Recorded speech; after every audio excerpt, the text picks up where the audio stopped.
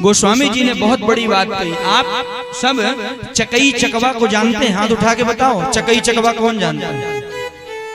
आप जानते हो, लेकिन एक चीज नहीं जानते हैं। चकई चकवा रात में एक दूसरे के पास नहीं रहते। अगर एक जगह पर भी हैं तो वो एक दूसरे से दूसरी तरफ मुड़ जाएगा। पिंजरे में बंद कर दो तो चकई इधर हो जाएगा, चकवा इधर हो जाएगा।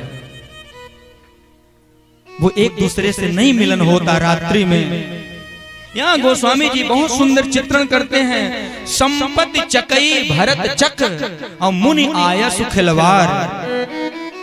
संपत्ति जो वहां भरद्वाज ने सेवा में लगा दी वो कौन है? चकई। और भरत कौन है? चक्र।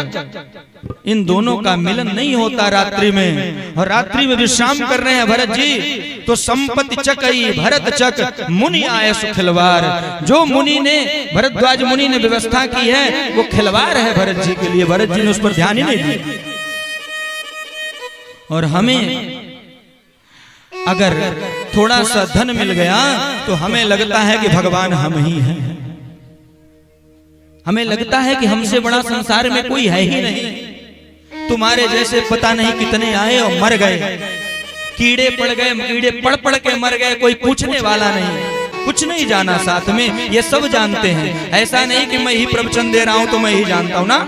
यहाँ बैठे जितने लोग हैं सब जानते हैं, लेकिन मानता कोई नहीं है। यही भगवान की माया है।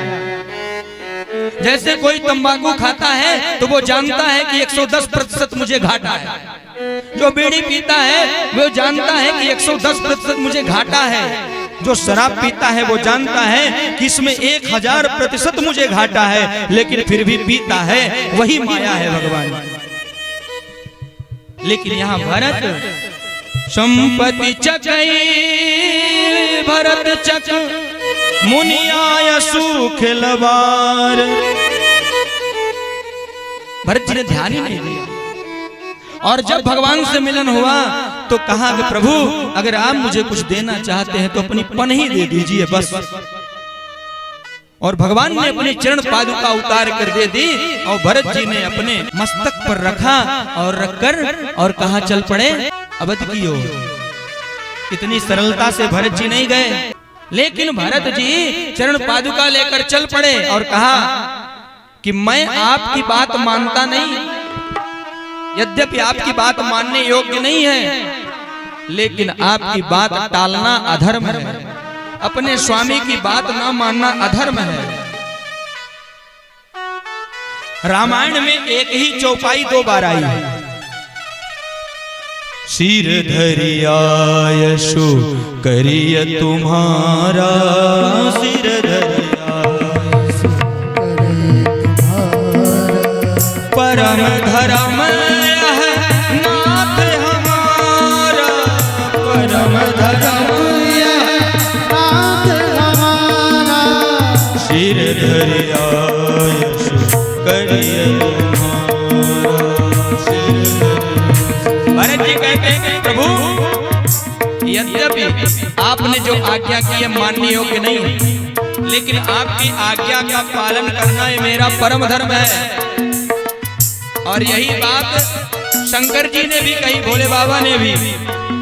राम जी गए और बोले भोले बाबा विवाह कर लीजिए। भोले बाबा बोल रहे मैं विवाह नहीं करूंगा पार्वती मैया से। तो राम जी ने कहा भोले विवाह करो। तो वहां भोले बाबा भी कहते हैं सिर धरिया यशो करिय तुम्हारा, परम धर्म नाथ हमारा। सिर धरिया यशो करिय तुम्हारा। ये चौपाई बालकांड में भी है, अयोध्या कांड में भी। अपने स्वामी की बात मानना, आज्ञा का पालन करना यही परम धर्म है।